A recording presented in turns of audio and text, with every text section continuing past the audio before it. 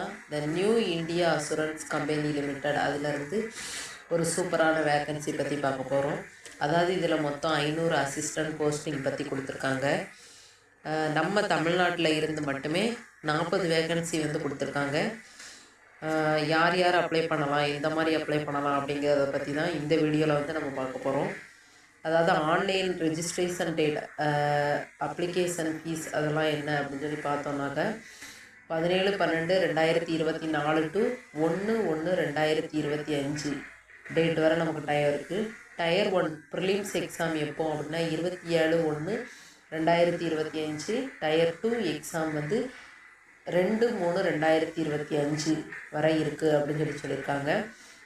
அதுக்கப்புறம் call letter வந்து உங்களுக்கு எப்போ அப்படின்னா 7 days prior of date each examination tentative tier 1 and tier 2 7 நாளுக்கு முன்னால் வந்து உங்களுக்கு வெப்சைட்டில் அனௌன்ஸ் பண்ணிடுவோம். அப்போ நீங்கள் டவுன்லோட் பண்ணிக்கலாம்னு சொல்லியிருக்காங்க. கீழே வெப்சைட்டுக்கான லிங்க் வந்து கொடுத்துருக்காங்க, டவுன்லோட் பண்ணி பார்த்துக்கோங்க. அப்புறம் எலிஜிபிலிட்டி க்ரைட்டீரியா என்ன அப்படின்னு சொல்லியிருக்காங்க. அதுக்கப்புறம் வந்து ஏஜ் என்ன இருக்கணும் அப்படின்னு சொன்னால் குறைஞ்சது 21 வயசுலேருந்து 30 வயசு வரை இருக்கணும் அப்படின்னு சொல்லியிருக்காங்க. கேண்டிடேட் மஸ்ட் ஹவ் பீன், அதாவது இயர்லியர் அப்படின்னா 2/12/1994 அப்புறம் 1/12/2003 இந்த டேட்டுக்குள்ளே பிறந்தவங்களாக இருக்கணும் அப்படின்னு சொல்லியிருக்காங்க.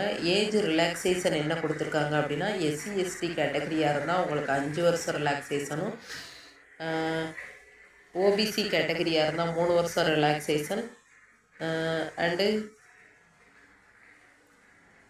எக்ஸ் சர்வீஸ்மேனுக்கு அவங்களுக்கு எவ்வளோ 3 இயர்ஸ் சப்ஜெக்ட் டு மேக்ஸிமம் 45 வயசு வரை அவங்களுக்கு டைம் இருக்குதுன்னு சொல்லியிருக்காங்க.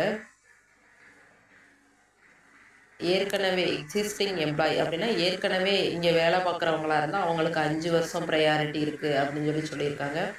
அடுத்து எஜுகேஷன் குவாலிஃபிகேஷன் என்ன இருக்கணும் அப்படின்னு சொல்லி பார்த்தோன்னா எந்த ஏதாவது ஒரு யூனிவர்சிட்டியில் வந்து டிகிரி ஹோல்டராக இருக்கணும் அப்படின்னு சொல்லியிருக்காங்க.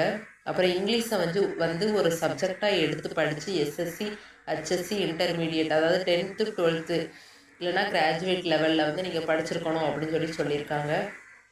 1/12/2024 வரை பாசிங் டேட் வந்து கொடுத்துருக்காங்க.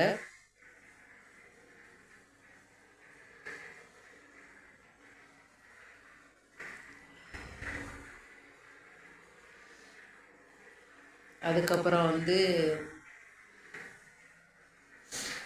நம்ம அவங்களுக்கு எக்ஸாம் பேட்டர்ன் பற்றி இதில் கொடுத்துருக்காங்க. செலெக்ஷன் ப்ராசஸ் வந்து எப்படி நடக்கும் அப்படின்னா ப்ரிலிம்ஸு, மெயின்ஸு, அதுக்கப்புறம் ப்ரிலிம்ஸில் செலக்ட் ஆகிற கேண்டிடேட் வந்து மெயின் எக்ஸாம் எழுத போவாங்க அப்படின்னு சொல்லியிருக்காங்க. அதுக்கப்புறம் வந்து ரீஜனல் லாங்குவேஜ் வந்து உங்களுக்கு சரௌண்டிங் லாங்குவேஜ், அதாவது தமிழ் வந்து ஒரு லாங்குவேஜாக தெரிஞ்சிருக்கணும் அப்படின்னு சொல்லியிருக்காங்க. எக்ஸாம் பேட்டர்ன் வந்து ப்ரிலிம்ஸ் எக்ஸாம் பேட்டர்ன் வந்து எப்படின்னு சொல்லி கொடுத்துருக்காங்க.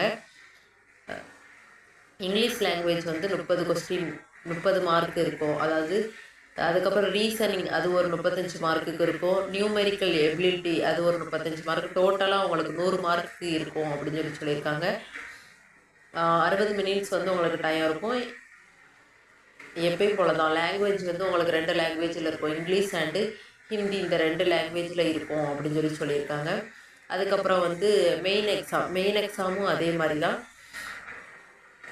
இங்கிலீஷ் லாங்குவேஜ் ஒரு 40 நம்பர் ஆஃப் கொஸ்டின் 40, அதாவது 50 மார்க்கு. இதை எப்படின்னா 200 மார்க்குக்கு கொடுத்து 280 மார்க் இருக்கும் அப்படின்னு சொல்லியிருக்காங்க. இந்த எக்ஸாமுக்கு டைம் டியூரேஷன் வந்து உங்களுக்கு 120 மினிட்ஸ் இருக்கும் அப்படின்னு சொல்லியிருக்காங்க. அதுக்கப்புறம்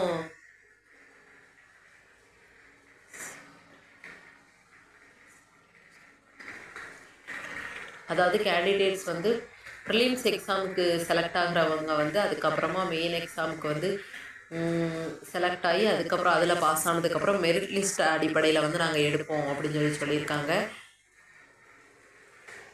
அதுக்கப்புறம் கீழே வந்து எப்படி அப்ளை பண்ணணும், எந்த மாதிரிலாம் டாக்குமெண்ட் வந்து அப்ளை பண்ணணும்னு சொல்லி கொடுத்துருக்காங்க, பார்த்துக்கோங்க. அதுக்கப்புறம் ரீஜியனல் லாங்குவேஜ் டெஸ்ட், அதாவது நம்ம தமிழ் லாங்குவேஜ் தெரிஞ்சிருக்கோம் அப்படின்னு சொன்னால் அதை ஒரு டெஸ்ட்டாக கண்டக்ட் பண்ணி எடுக்கிறதா சொல்லியிருக்காங்க.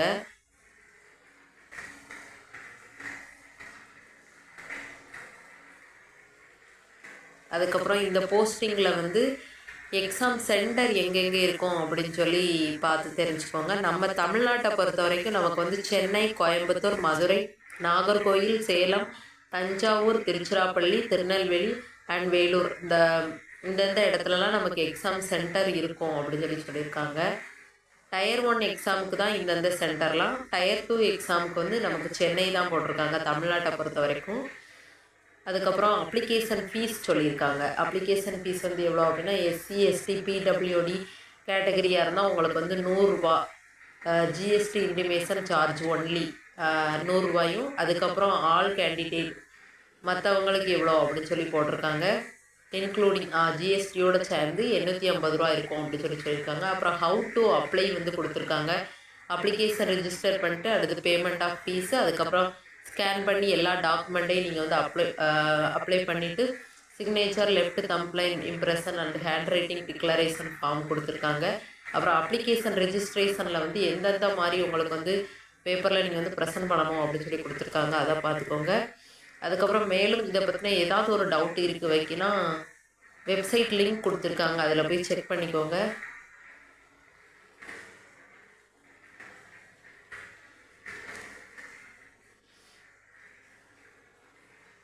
அதுக்கப்புறம் இன்னொன்று என்ன சொல்லியிருக்காங்க அப்படின்னா, இதுலேயே உங்களுக்கு இவங்களோட வெப்சைட்லேயே அந்த எக்ஸாம் வர்றது வர அந்த எக்ஸாமுக்கு டைம் அதாவது ஒரு 7 நாள் இருக்கிறது வரை இவங்களே பயிற்சி கொடுக்குறதா சொல்லியிருக்காங்க. இவங்களோட வெப்சைட்லேயே நீங்கள் போய் தொடர்ச்சியாக என்னென்ன மெட்டீரியல்ஸ் வேணும், எந்த மாதிரி அப்படின்னு சொல்லி அவங்களே ஒரு கிளாஸ் நடத்துகிறதா சொல்லியிருக்காங்க. அதிலே ஜாயின் பண்ணி விருப்பம் இருக்கிறவங்க அதில் ஜாயின் பண்ணி படிச்சுக்கோங்க.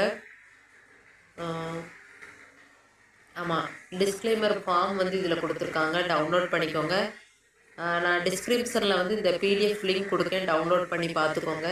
அண்ட் மேலும் இது மாதிரி ஒரு ஜாப் நோட்டிஃபிகேஷன் வந்து நீங்கள் எல்லாம் தெரிஞ்சுக்கணும் அப்படின்னு சொல்லி சொன்னால் நம்ம சேனலை சப்ஸ்கிரைப் பண்ணுங்கள், லைக் பண்ணுங்கள், ஷேர்